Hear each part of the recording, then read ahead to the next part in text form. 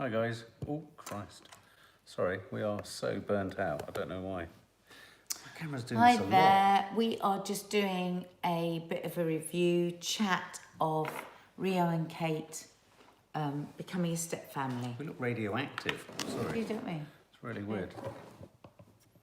A bit better. We've got a bit too much light in front of us Yeah, now. let me turn it down. Yeah, sorry we're a bit muted. It was actually, in the end, that's better. It was a very uplifting programme, wasn't it? But it was just, it was just so sad as well. It was very low key. It was very unsensational. It was very undramatic. It was very authentic and real. And I thought it was really well done. I thought they were, as hosts, were incredibly relatable. Oh. Because Rio Ferdinand, obviously footballer, for anyone who doesn't know, he's obviously gone through the awful trauma of losing his wife 2 years ago, is that now? 2 years ago to cancer. But then interestingly in the documentary they talked about the fact No, I think it might be a bit more than 2 years now because they've been together 2 years, haven't they? Because they've got married. Well, anyway, yeah. And then 2015. And then after that, he then lost his mother, which, is like a double whammy.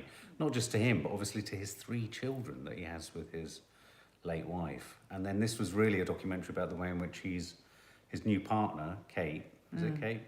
I'll find this. Is working her way through developing a relationship, which resonates for us in a very different way because, of course, Nadia's a stepmom.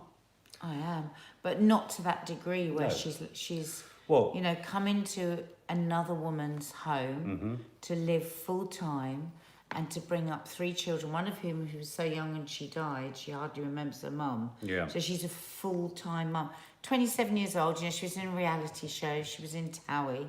And like she says, I couldn't cook, I couldn't do anything. And suddenly I'm being a mum, and everything that she forgot, the sort of stuff that you would forget to do as a mum and not really think about it, forgetting the gym kit, forgetting what they like for their breakfast, all that sort of stuff.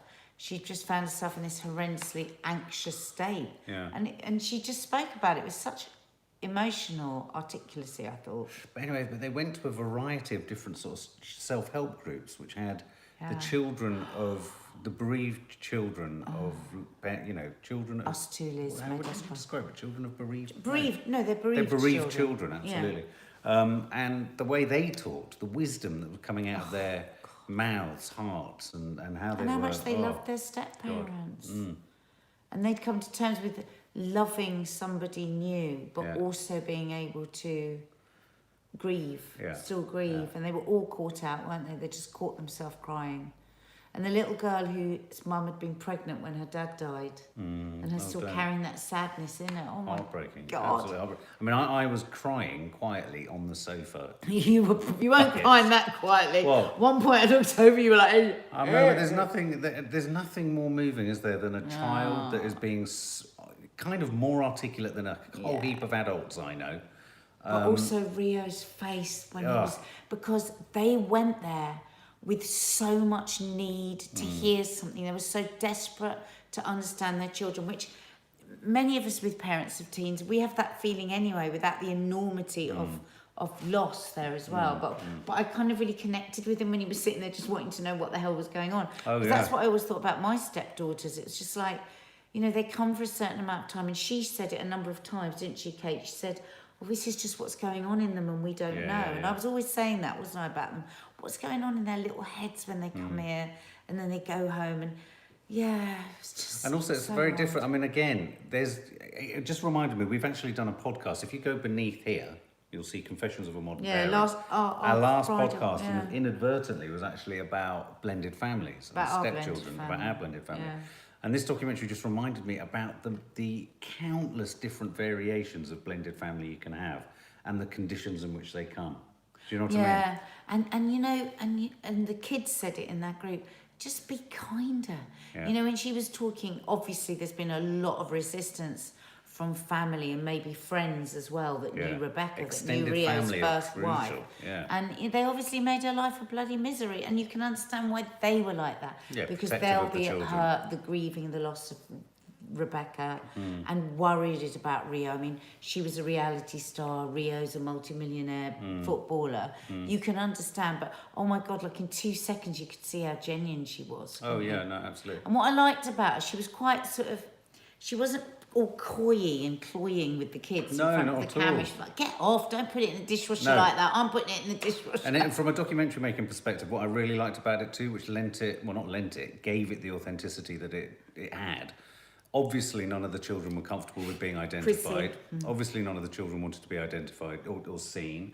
The parents obviously didn't, but they were all comfortable to talk and have their faces blurred out. So that made it sort of more real, that what was being said in any of the scenes was real. And the other thing I was thinking about, this is about an extreme, I say it's an extreme situation. It's not a rare situation, but it is an extreme set of circumstances for step parenting. It's not the standard.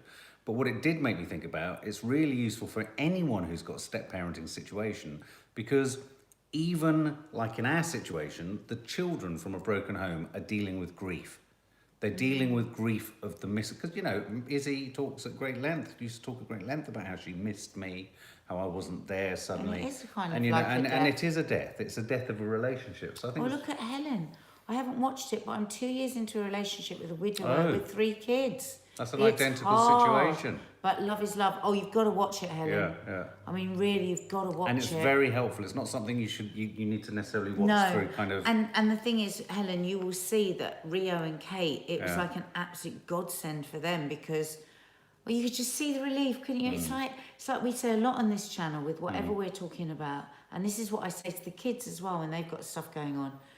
Just the power of somebody else going, oh God, I kind of know what you mean. Not exactly, but I feel that. I sort of know that. I've been through a bit. Well, we talk about it. We talk about it a lot with kind of addiction and rehab and all that. But I tell you what, as I get older and I'm going to end up sitting at the head of a table at the age of 96 one day, I'm going to talk about the fact that the only thing that helps everyone for sure is sharing. Yeah, exactly. It's the only thing that actually helps. There was With also, Helen, this one is exactly similar. You have to.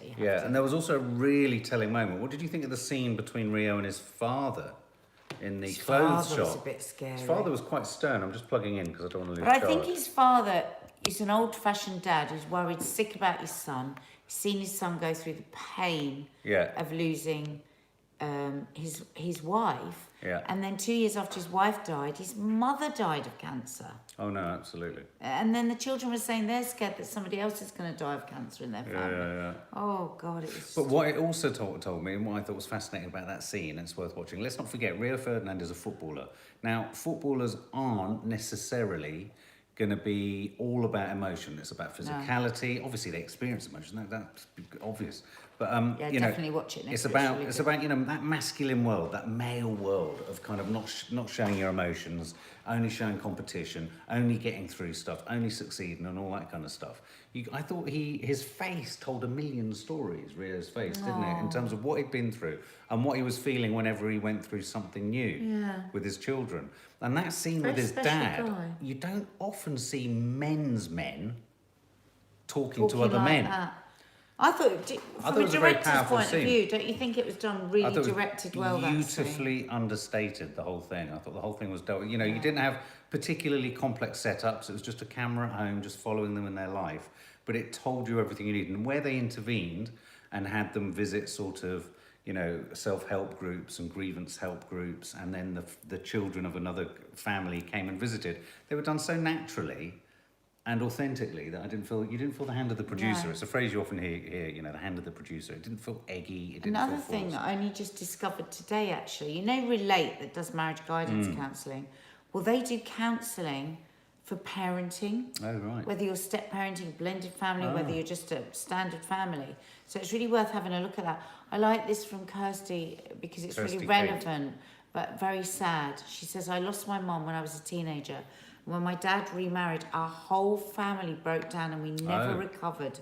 Kate and Rio did such a good job. I have so much admiration for them. Wow. Oh, that's so sad. And you're saying that from acute experience. When the teenage, that lovely girl just started crying so much when she was talking about, and she said, I just want everyone to get on, otherwise it makes it so worse. And she was so anxious. My God, it made you think, didn't it? Just bloody get on for the sake of the kids, guys. And it also reminded me of the thing that we were talking about, not wishing to go on about it again, but when I came on to Loose Women, the thing that's, because there were boys in this family, not telling boys to just shut up and put up. You know, that lovely moment in the car where Kate and Rio were talking about how the session had gone. And you went, I feel refreshed. Yeah, as a boy, he was allowed the space to use the language and speak about it. And both Rio and Kate were like, oh, that's great, isn't it, if you felt refreshed? There you go, you didn't think you had anything to worry about or anything to say, but you did. I loved them both. Rio and Kate, oh my God, I adored them. We should try and see if they'll come on one of our podcasts. Be really interesting. I'd love to have a proper old chat with them. How old's their oldest child? 12? Was he 12? No, I think he's about old. 15. 15. Yeah. Yeah, and it is, you know, there's all sorts of pressures. I mean, the pressures of being a stepmom. It was interesting as well. At the very beginning, I turned to Nadia and I said... Yes, they are, Anne-Marie, but you don't see their face. Yeah. At the beginning, I was reminded of the fact that, you know, there's a kind of caricature, stereotype, isn't there, of the stepmother. And if you think about it, a stepmom's having to do a really invidious thing, isn't she? She's having to step into the most intimate of scenarios. Because you don't want to overstep the mark. Yeah, so no wonder it's a bit fractious for them. Well, I can't imagine if your girls had moved in with us full time. Exactly. How would I have been? Because I would have never felt all right telling them what to do, except I would have had to, because I wouldn't have been doing them any service if I just acted like a mate. Yeah. Kelly Cole, it's hard being a step-parent. Thought my stepson hated me, but we've just found out he has ADHD, and now I know how to tackle this. Wow. Have a listen to our podcast. Yeah. Kelly, do. this week's one was on went out last step-parenting. Friday, and you can follow it on the link beneath there. Yeah. Dear. Well, there you go. I'm really moving, really emotional watch. Get it on BBC iPlayer, check it out.